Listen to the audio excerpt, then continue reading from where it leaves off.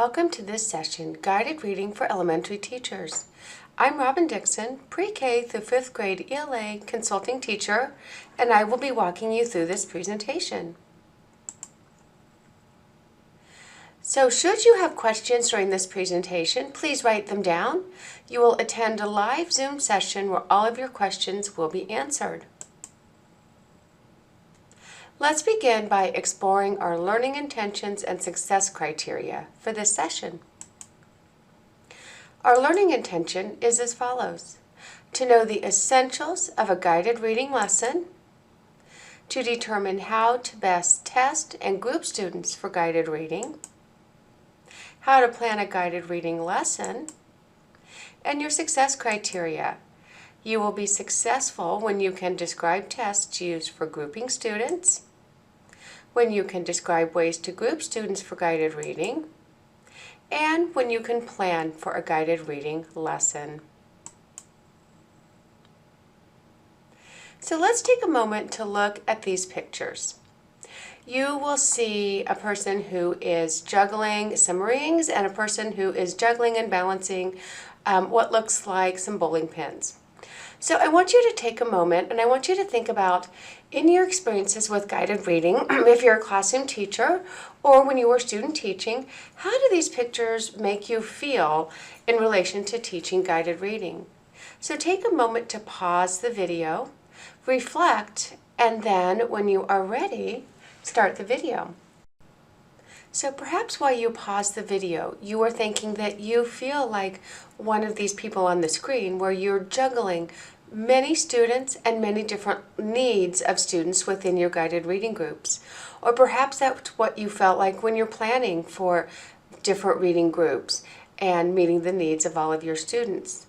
Perhaps you wrote some other things that I didn't even mention, but think about how you are feeling during guided reading. The next thing that we're going to do is take a moment to write down and reflect on what we already know about guided reading. So I want you to once again pause the video, take a few minutes to write down what you already know about guided reading. Perhaps this is from your student teaching experience, classes that you've taken, or your experience as a teacher that has taught guided reading. If you're watching the video alone, take a moment to review your list. If you're watching with other new staff members through Zoom or Facebook, for example, take some time to share your notes. And when you're ready, start the video and proceed to the next slide.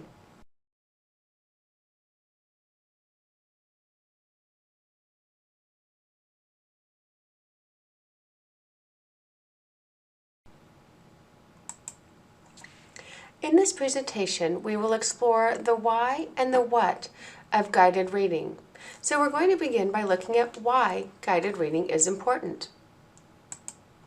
First, it ensures equity for all. We are doing just-in-time instruction. We are also meeting students at their individual reading levels and addressing their individual needs. So we're ensuring that all students get what they need. It also eliminates the need for high, medium, and low student groupings because we have students on a continuum. We don't have just the high, medium, and low. And we also can alternate students within groups based on skills, for example, and we'll talk more about that towards the end of this presentation. It also provides a way for students to read more challenging text with support.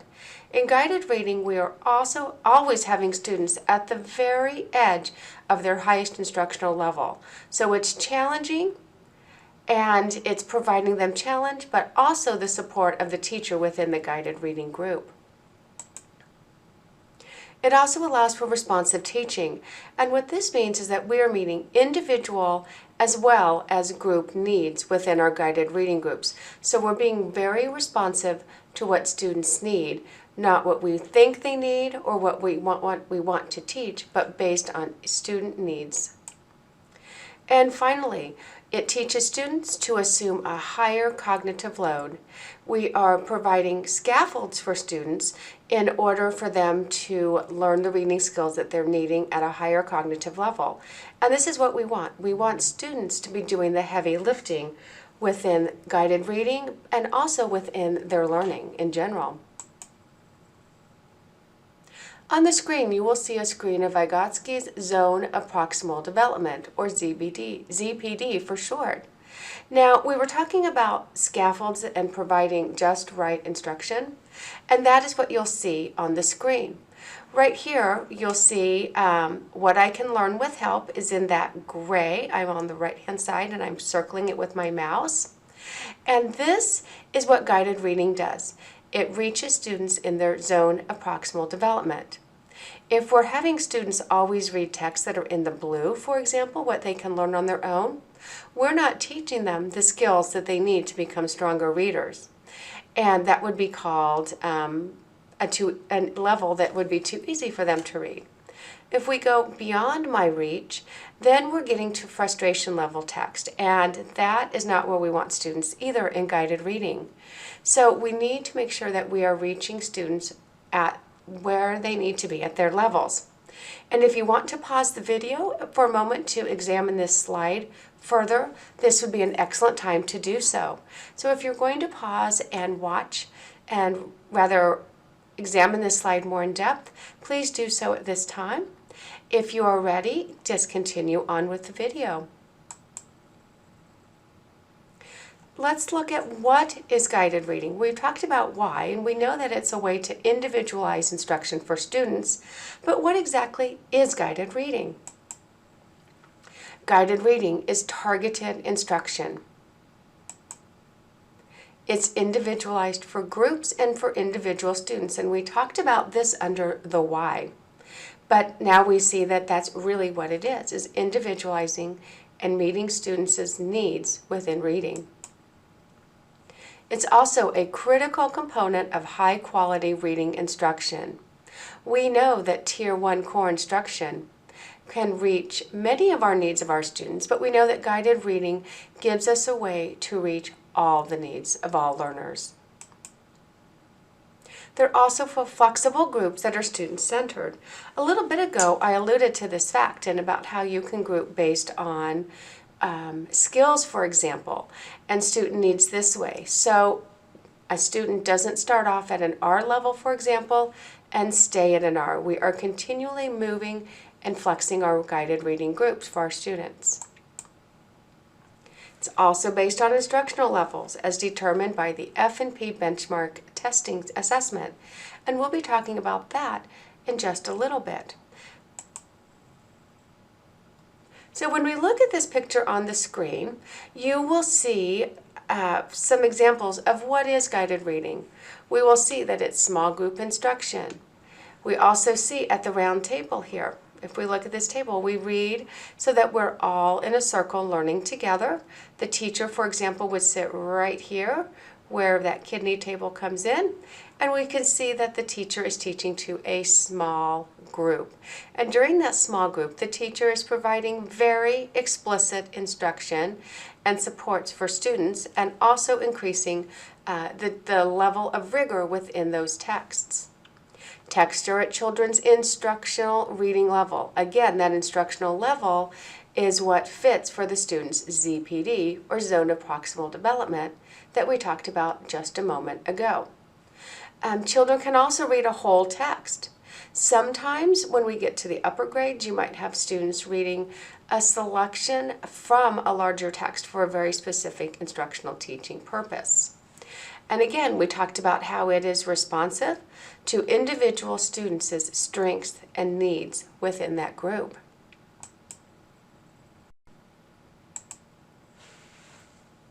We are going to take a moment to watch a video that gives a brief overview of guided reading. I've also included the bit.ly link for you in case you want to write this down and go to watch this video on your own. So we're going to watch the video, we're going to go through the blog, and then you're going to pause the video to take a moment to reflect on your new learning. And then after you have those notes written and you've reflected, you can proceed on to the next slide. Let's take a moment to look inside guided reading as watched in the Fountas and Pinnell Literacy website.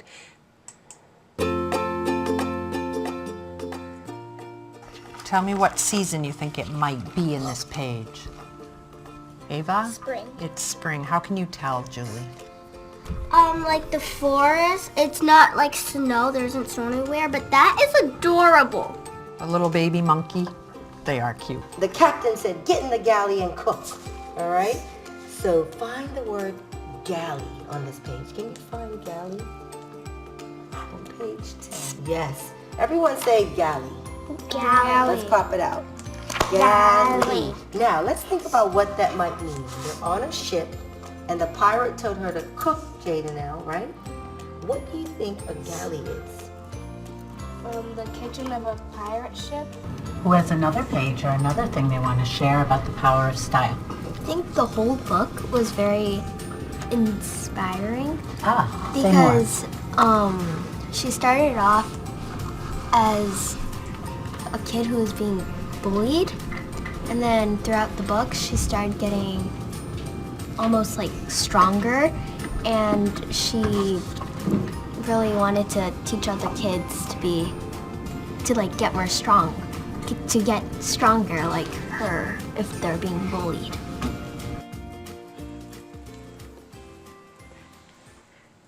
In this video, you saw just a brief overview of what a guided reading group might look like. You will see that it was small group, that it was student-centered, and you saw an example of a primary classroom as well as an intermediate classroom. And when you go to this blog, and you'll see right up here at the top in this bar, the website, it's going to walk you through what is guided reading. And it says guided reading is a small group instructional context in which a teacher supports each reader's development of systems of strategic action for processing new text at increasingly challenging levels of difficulty. During guided reading, students in a small group setting individually read a text that you have selected at their instructional reading level. You will provide teaching across the lesson to support students in building the in-ahead networks of strategic action for processing increasingly challenging texts.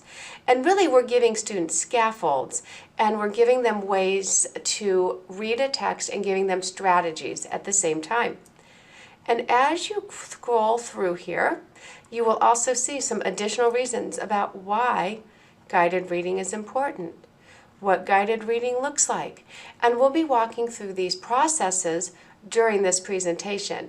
But this is a great blog to go to learn all about teaching guided reading and to get updates to your inbox about how to effectively teach guided reading.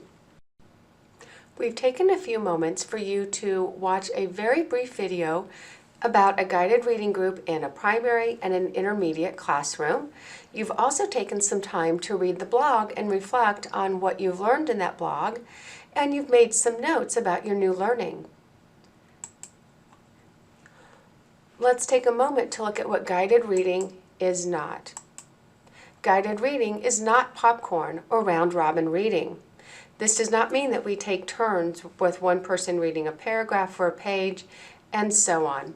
In guided reading, each student is reading the text. It's also not teacher-focused. It's focused on what the students need to learn, not on what we think they need to learn or what we want to teach. It's also not completing a series of worksheets. In the video, you did not see one worksheet out. You saw dialogue and discussion about the text and what students were needing to learn. It's also not using a text that is too hard or too easy. As we've seen earlier, we are using instructional texts that are in their zone of proximal development. In a primary and intermediate classroom, there are commonalities in what you will see in a classroom, and there are a few variances within a primary and intermediate guided reading classroom. We're going to start by looking at what's the same. No matter the grade level, instruction occurs in a small group setting. This small group setting will be discussed further in just a few moments. It's also using level text no matter the grade level. Now in a primary classroom, you're going to be using easier texts as they are in a different place than our intermediate readers. So no matter the grade level, level texts are used. You're also teaching all parts of the F&P continuum. And the F&P continuum is a book that shows all of the different skills that a proficient level reader at each level of the continuum should be able to master, meaning levels A through Z. And we'll talk more about this in a moment as well. We're also using a variety of texts, fiction, nonfiction, persuasive texts, things like that. It is also well planned. Guided reading is an essential component to your daily instruction, just like shared reading and math. So it must be well planned, and you must have a plan of attack for your groups.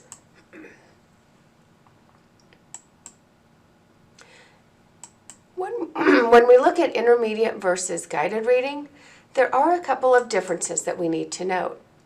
First of all, we may or may not have all of the phonics components.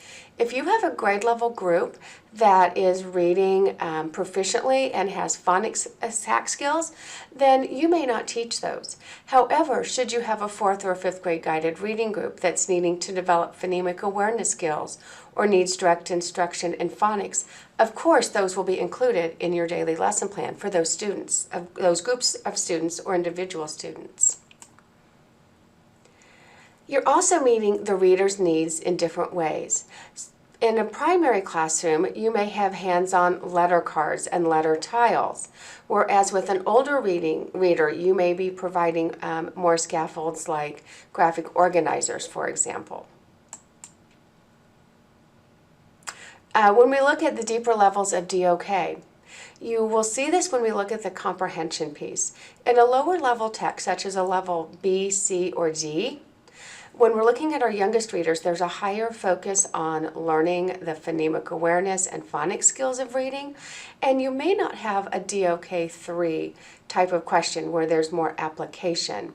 Whereas in an intermediate classroom, you're working on higher levels of DOK, and DOK stands for depth of knowledge. If you're wanting more information about depth of knowledge, if you search Webb's depth of knowledge, it will take you to a myriad of informational resources. And Webb's is WEBB''S. At the upper grades, we have longer and more complicated text, so we can work with our older students at much higher levels of DOK. So that is one difference that you might find in primary versus intermediate. In the upper grades, we may not work on phonics per se in all of our groups, but we're going to work on word study. This would include morphology and syntax. We might be working with multiple meaning words, or we might be working with affixes and roots, for example, and how we can use those skills to decode and comprehend unknown words. Also, we may see in the upper grades a higher ratio of nonfiction material. We know that as students get older and they get into more content reading in science and social studies, that we may have a higher ratio of nonfiction materials in our upper grades. And as students progress in intermediate grades, they have longer text and they're also not as predictable. So students have to use things like prior knowledge, decoding skills to determine meanings. They may have to use the concept of a story structure to determine what's happening in a story. And it may not follow the traditional pattern of problem, climax, solution, for example. So as students progress in the grades, the text definitely becomes less predictable. We've spent some time looking at the what and the why of guided reading. So in just a moment, you're going to pause the video and reflect on your learning to date. What information is new for you? What information did you already know? And what do you want to know more about? So pause the video, reflect on the what and the why of guided reading, and when you are ready, proceed to the next slide.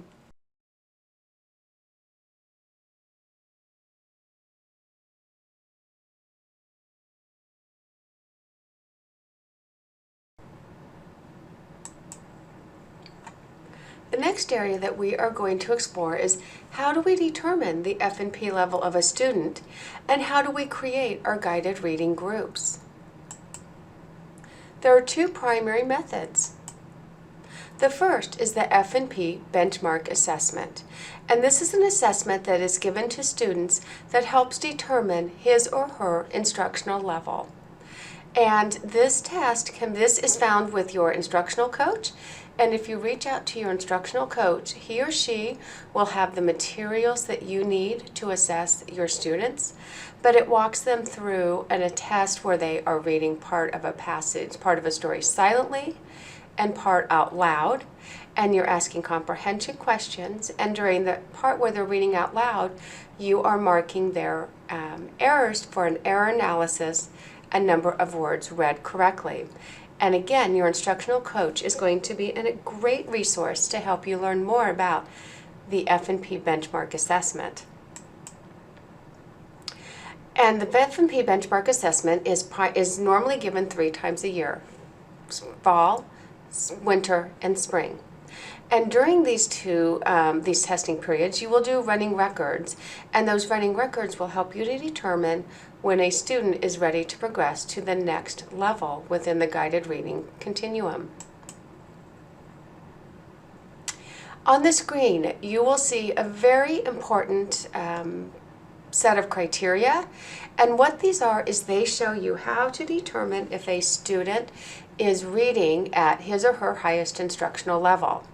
Now on the chart, you will see right here where I have my mouse is, and it says instructional, and level A through K are what our youngest learners are using, and this would be kindergarten through 2nd grade, for example. But you may have readers in upper grades that are struggling with reading, and maybe there as well. But notice our accuracy, it says 90 to 94, and it shows comprehension excellent and satisfactory. When you score a benchmark assessment, it's going to give you an accuracy and a comprehension score. And you want to refer to this chart to help you. And we always want to be at the highest instructional level. So if you were testing a student at a level D, for example, and they were right here within this instructional level, you would go up to the level E and see if they were still able to read an E and fall within the instructional level. So you're always working on that highest instructional level. Now, notice when we come down here at N through Z, the criteria changes. Notice that in our A through K, we can have an accuracy of 90 to 94. And that's because students are working so hard at the lower levels of the continuum to learn the skills needed to read. And as we progress, notice that where my highlighter is right now, or where my cursor is right now, my accuracy is 90 to 97, 95 to 97 for instructional. And so my accuracy has changed because we would expect an older reader to have higher levels of comprehension. So this is an important chart that your coach or your grade level team members can help you understand more in depth. But we always want to work at the instructional level. And down at the bottom, you'll see expected oral reading rates. This is important just to note because there is a connection between fluency, comprehension, and decoding. So primarily you'll notice that we don't do oral reading rates at some of our lower levels, but starting at level J, it'll show you our expected words per minute.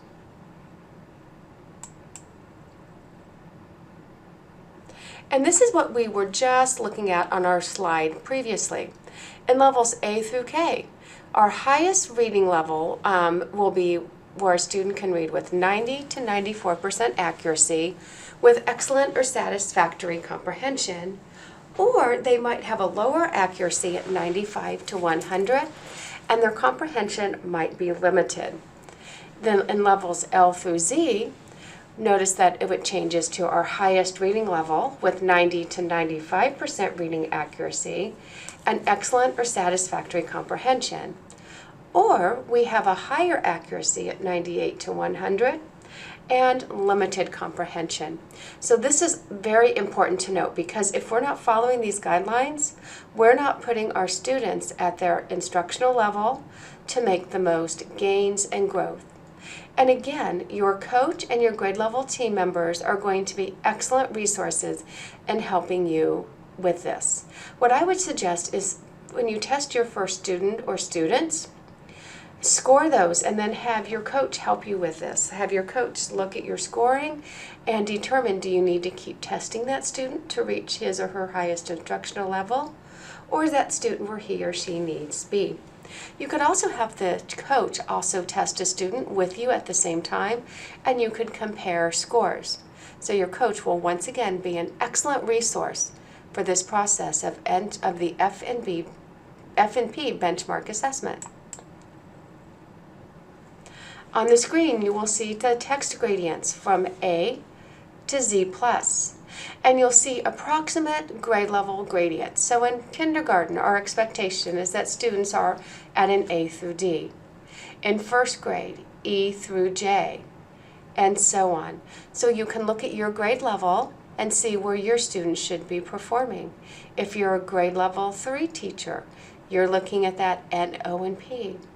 So if you want to pause the video at this time and look a little bit more in depth at this gradient, this would be a great time to do that. And when you are ready, pause the video. If you are not pausing, you may proceed to the next slide. So how do we create guided reading groups once we have given this benchmark assessment to all of our students? What do we do next? We're going to group according to F&P level. We want to avoid large level bands. For example, we wouldn't put an A through D reader together or a W through Z group together. We want to keep our grade bands within 3 levels. So for example, you could put A, B, and C together, or you could put D, E, and F. But you don't want to go above that, because if you do, then we're not really getting to that small group targeted instruction. You want to keep your groups to no more than 6 if possible. 6, we get past 6, it's not really a small group. Let's say, however, you have 8 students that score at level K or 8 students that score at level R. You could break that into 2 smaller groups. We know that some students are just developing some of those skills, whereas some students that are at a level R are more proficient. So you could have 2 great groups at the same level, for example. You could also have a J and a K together, or an R and an S, or an S and a T. 2 grade level bands is an excellent fit for a small group. And we talked about making 2 groups at the same level. And that is because, for example, not all R readers are created equal. You can think of those students who, if you give them a text at the same level, some are able to work more proficiently through that text than others. When you look at scheduling groups, we've created our groups in scheduling. Looking at the screen, you will see an example of a Monday through Friday schedule. And over on the left-hand side, those bullets are extremely important. Students who score at the beginning or developing level on the F&P continuum, and also matching that to our district expectations for beginning, developing, proficient, and advanced. Beginning and developing readers should be met with every single day. And you'll see a 4th grade example. We see N and O, which would be beginning and developing. Those students are scheduled every single day. They need more intensive instruction as they are lagging in skills and considered beginning and developing. Proficient readers we would see every day or every other day. And advanced readers we can see 2 to 3 days a week, and those will be our students that score advanced within our categories. And the schedule that you see is based on 60-minute guided reading group with 4 groups. Please keep in mind you may have more or less groups, and so you would need to flex your schedule accordingly. But you always want to keep the items on the left-hand side of your screen in mind. So you'll see my sample schedule. So if you want to pause the video and look at that schedule, you are more than welcome to do so. But I have set this up so that my most struggling readers I would see every day. My proficient readers I have set up for every day, and my advanced readers are meeting every other day.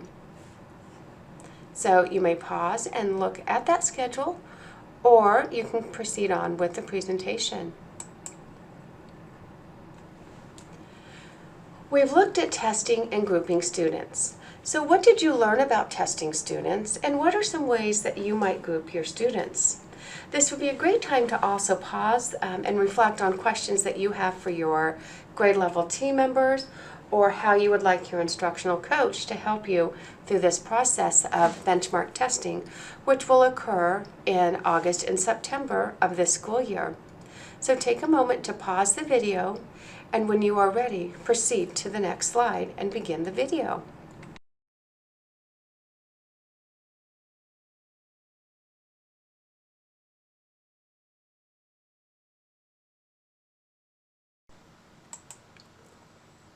Let's jump into selecting texts to use with your guided reading groups.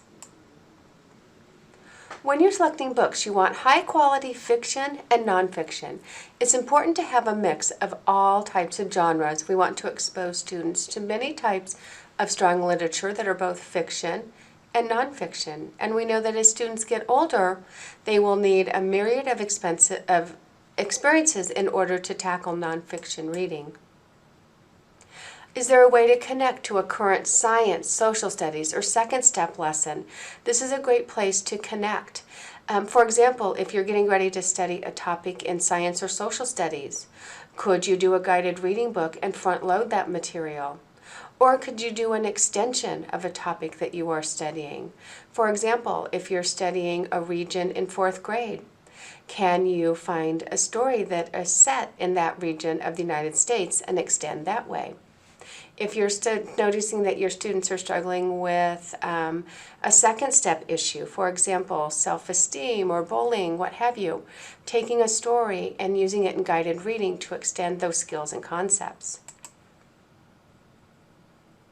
Is it appropriate for the grade level? We know that if we are looking at a grade band, for example, an RST, and you choose a book that's an R, is that an R that is appropriate for all of those levels in guided reading, R, S, and T?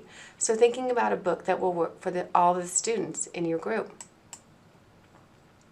And places to find selections, Common Lit, Newsela, and we have the district purchase of Newsela.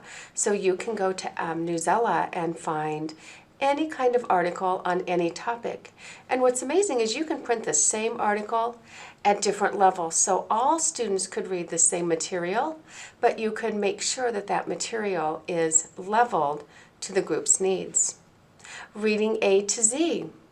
And your book rooms. Every school has a book room that's full of amazing books to use for guided reading instruction. When choosing nonfiction texts, are they relevant and interesting topics that are engaging for readers? So if you're doing a nonfiction, does it have colorful pictures? Does it accurately explain the topic? Is it something that students would be interested in? And for example, in Newsela, you can search all about different animals, you can search persuasive texts, things like that that are high interest and students want to read. Having examples of high quality writing in specific genres. So we want to make sure that the literature that we're using with our students is high quality. We want them to see what good writing looks like, and guided reading books are one way for us to do that. Does it have compelling text features, graphics, maps? Are the sidebars informative? So do the text features help support the material that's presented in the text? Or are there none present? Or are they outdated? Those are important features to notice, because we know that those text features are critical to a student's understanding of a text. quality illustrations and photographs? Do the illustrations makes a student want to read that book? Are they engaging and colorful and cheerful, etc.? And are they culturally sensitive and reflect diversity for our world? So do the books that we choose have students of different cultural backgrounds? Does it show students who have handicaps or come from different cultures or things like that? So we want to show the diversity of the world so that we're also having texts that students can relate to. We want our students to be able to see themselves in the literature that they're reading.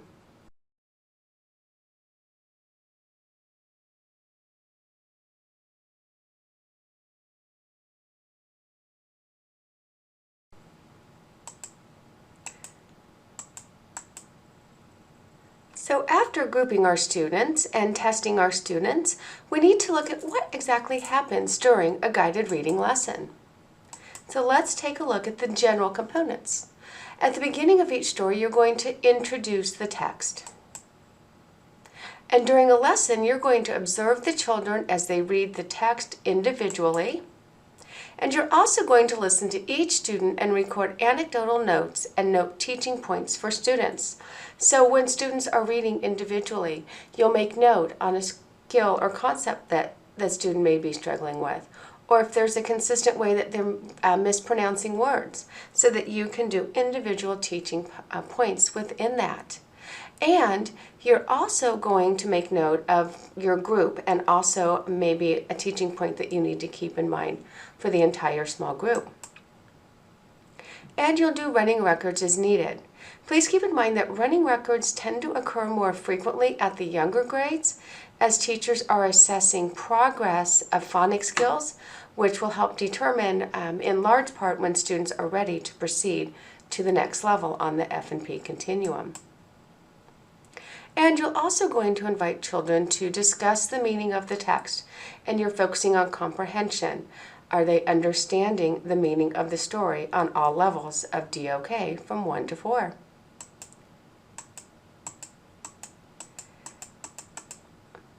So what do we do during the lesson?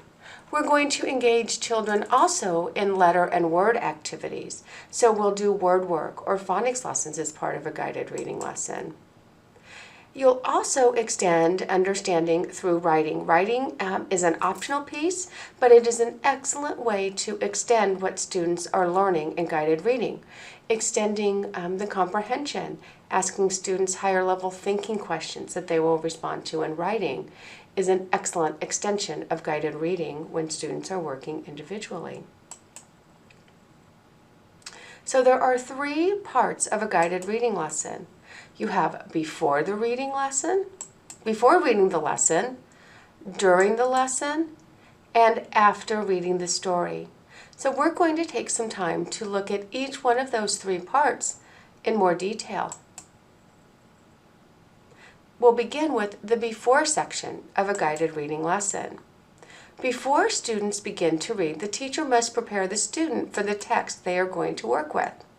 They're going to explain the purpose. They're going to front-load challenging terms or concepts. Perhaps you're using a guided reading book to introduce a concept in science or social studies. Giving students those terms and that background knowledge is essential. This might include front-loading essential vocabulary words as well. And activate students' background knowledge. It could be a topic that the student is familiar with.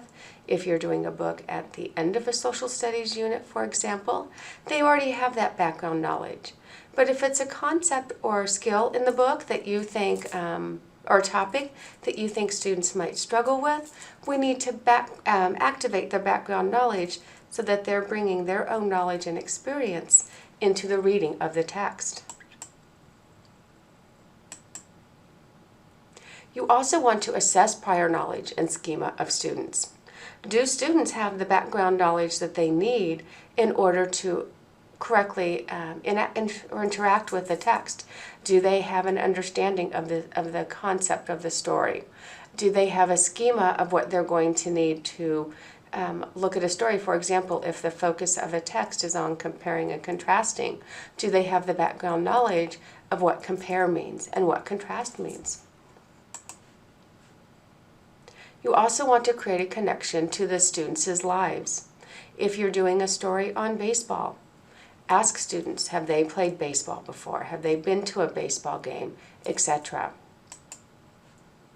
Do a quick book walk. So this would just entail doing a quick walk of the pictures and the illustrations to get an idea of what that story is going to be about.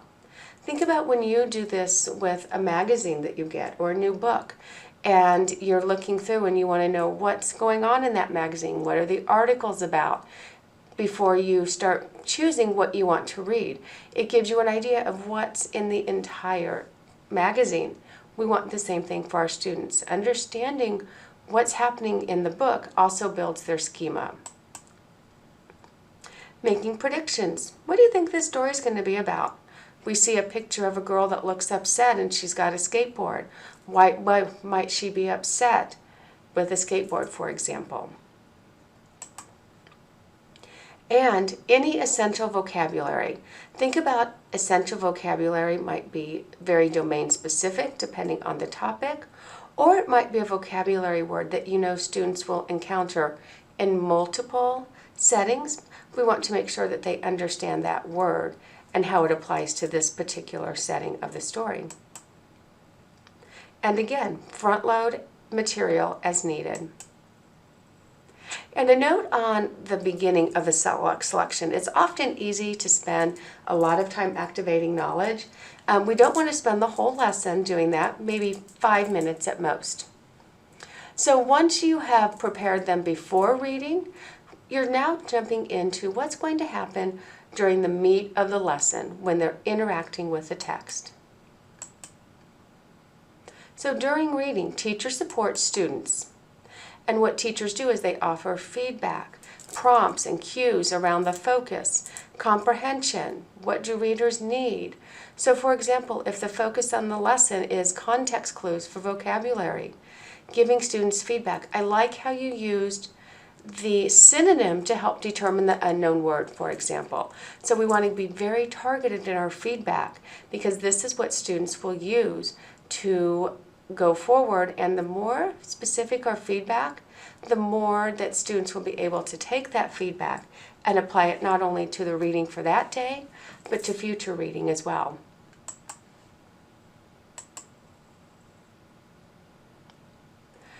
An important note to think about is how this connects to culturally relevant teaching. So we want to think about that the goal of guided reading during a lesson is to make all students independent. So we want to build independence for all of our readers, whether they are on grade level, above grade level, or if they're still struggling to master grade level material. When we look at feedback, we also again want to be very specific. Zaretta Hammond says, by engaging in frequent feedback cycles, that will lead to change. Teachers deepen and strengthen their learning partnership with students. And that's what we want. And we also want to build confident readers. So when students are feeling successful, their ability and their confidence grow, which lead to more confident readers and readers who are likely to tackle more challenging text. And we also want to give students the attitude of, I can succeed at this, for all students, because as we do that, we're being culturally relevant and we're making sure that all of our students are becoming strong readers. And cultivate an academic mindset and grow. So we know that this is important. We want to make sure that our students know that they can grow and that their academic mindset is always that of yet. I'm still working to master this. I might not have it just quite yet. So we've talked about what to do during a lesson, but we haven't talked about what are some skills that we work on during the lesson. What's the content going to be? We can work on plot, which is story structure. What's the problem, the solution, the rising action, etc. So the setting, the characters, all of those things that we always have associated with the plot of the story. Characters. Do we have major characters and minor characters? How do the characters interact with one another? How does that change the plot as characters are interacting? Compare and contrast. Compare and contrast two different stories that you've been reading in guided reading. Compare and contrast two characters or two events in the story. Concrete and inferential context clues. So what are you using to determine the meaning of unknown words? Focus on vocabulary words that are unknown for students. How are you determining that word meaning? Also looking at the morphology of that word. Oh, that new word has pre. I know that pre means before. So how can I apply this to understanding the meaning of a new vocabulary word? And any other state standard. So when you look at your CDMs, for example, and you look at the competencies, what competencies do we need to work on? What standards do we need to focus on? And also, what is it that students are going to be expected to be able to show proficiency on things like the state assessment, for example? Also, something to think about as you're working with these skills is creating anchor chart. And you can use this anchor chart not only during guided reading, but also when you're heading that skill during shared reading. For example, having an anchor chart that you use all the time for theme, whether it's guided reading or shared reading, and having that anchor chart for students to refer back to. Reading strategies to teach and practice. We want students to learn how to self-monitor. What do I do when a text doesn't make sense? What do I do when a word doesn't make sense? So we want students to start assuming self-monitoring and assuming that cognitive load that we talked about earlier. Summarizing. Summarizing and retelling aren't the same skill. We want students to be able to proficiently summarize, for example, and not always retell. Practicing inferencing. Inferencing is always a skill that students at all levels need more practice with and at deeper levels. Making predictions and also adjusting predictions as you're reading. It's okay to make a prediction and have it incorrect. That's part of the process, but are we adjusting our predictions and adjusting what we thought as we read and use the story and the text to help strengthen and adapt that presentation or prediction? Connections between text and experiences. Have students had similar experiences as what's occurring in the text? Have they been to the same place that the characters are, for example? Building those connections.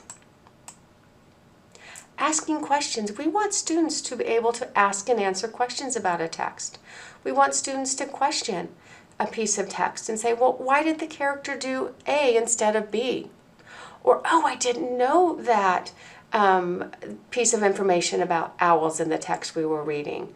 And prompting them to want to read and learn more about owls because they're curious and forming their own questions to learn about owls, for example. And determining importance.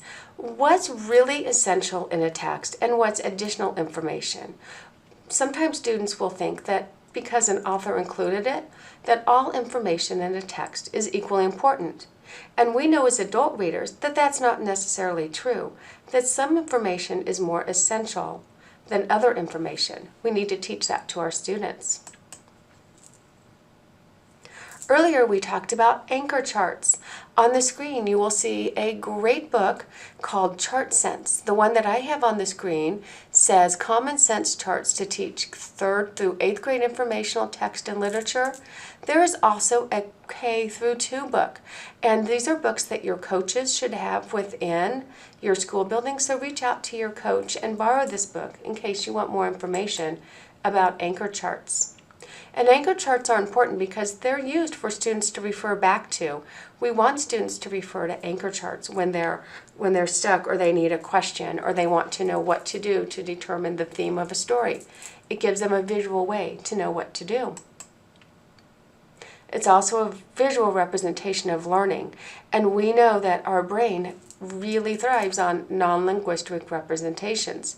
So these charts help students to solidify learning and information. They're powerful when you create these with students. If students have helped you create it, they will more likely remember it and be more invested in using those anchor charts.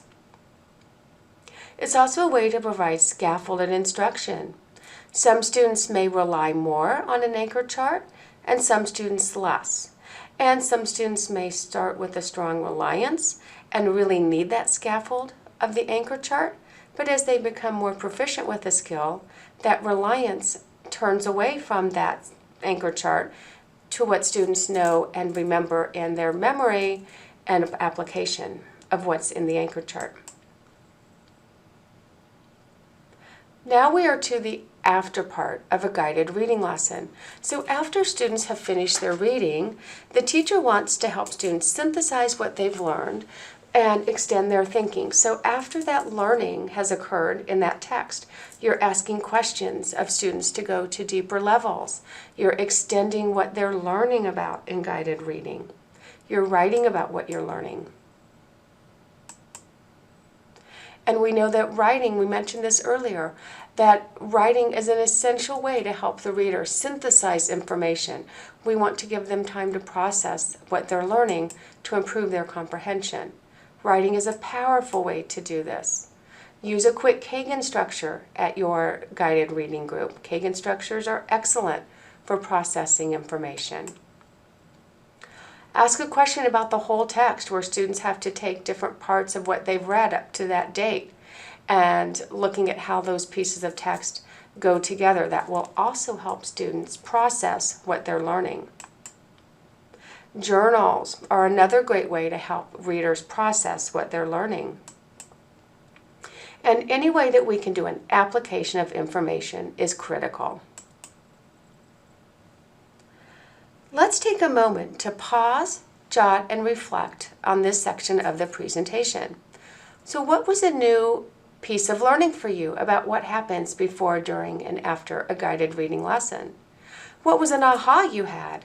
And what are some skills that you're thinking about that you know will need to be within your guided reading lesson? We talked earlier that it is student-focused, but what are some skills that you already know that students may struggle with and may need instruction for?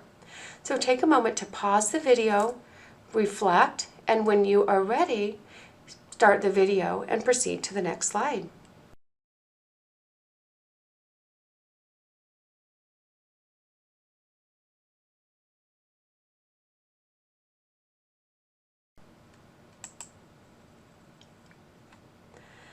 We'll now proceed to the F&T teaching continuum and level movement. We know that we won't keep students at the same level throughout the course of the year.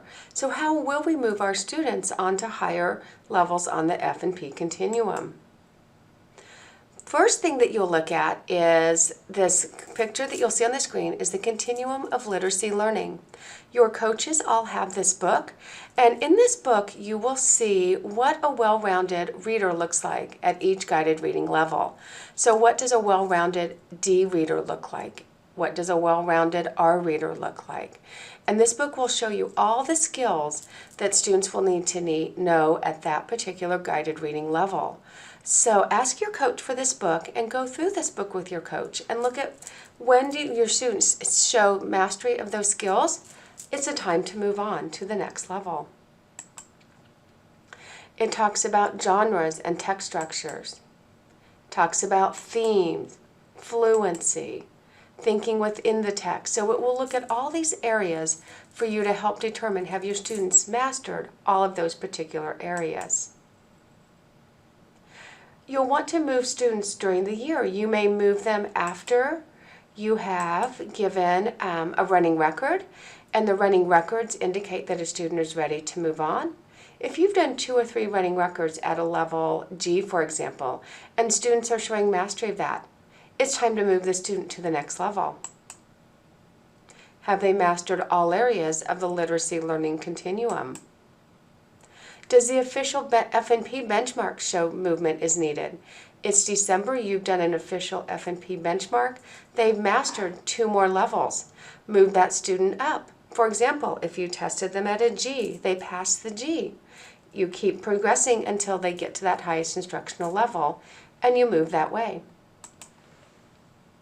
And can the student work effectively with fiction and nonfiction? Students can be very proficient with one and not the other, but we need students to be proficient with fiction and nonfiction both. On the screen, you will see a picture of a 4th grade classroom, and you'll notice that it shows some arrows and movements. So perhaps you're changing groups and you're showing how a student can move levels. So we have Risa here, who was a level N, but she's moving to a level O. We have Ray, who is struggling still with the level O and needs to move to an N. So notice that groups are not static.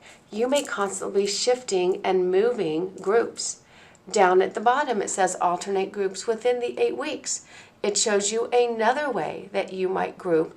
And notice that this is skill-based. So notice that we've taken these groups and we've moved to skills. You can also do skill-based groups within guided reading.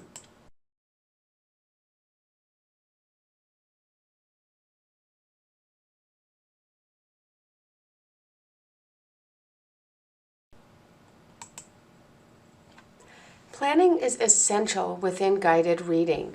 We must be planning effectively to meet the needs of our students. Guided reading cannot be taught on the fly. You can't sit down and say, I think this is the guided reading book I'm going to do today, and teach that way. It must be purposely planned, just like you would purposely plan core instruction in math and reading. And the stronger the planning, the stronger the instruction. There is a huge correlation. You must know what vocabulary words you're going to teach. What word work are you going to do? What is your focus skill? How are you going to do that? How are you going to meet for the needs of individual students, even within that skill? In this document, in this plan, I have listed for you 3 different templates that you can go to consider planning for guided reading.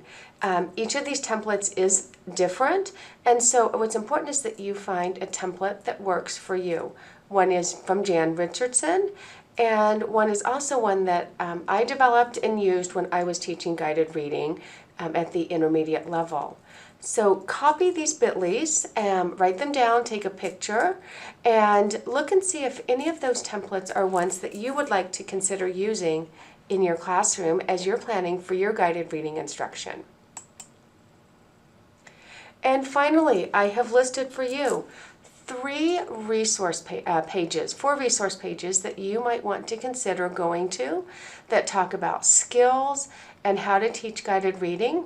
The last resource is the Kansas Assessment Performance, and this would be for grades 3 through 5 that show skills and things that they will need to know for Kansas State Assessment Test. So you can also go to these resource pages to find additional information that's essential for the teaching of guided reading.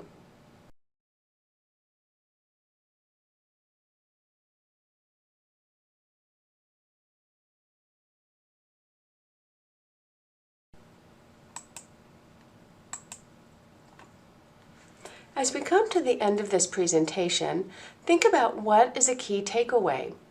Perhaps it has to do with planning, teaching. What text will you select? What do I do during a guided lesson? Is there anything else that's a key takeaway? Take a moment to pause the video and reflect on what some of your key takeaways might be. And when you're ready, proceed to the next slide. Let's review, did we meet our success criteria for this session? Can you describe tests used for grouping students? Can you describe ways to group students for guided reading? Can you plan for a guided reading lesson? So as we come to the end of this presentation, I want to take a moment to thank you for watching. And on the screen, you will see my contact information.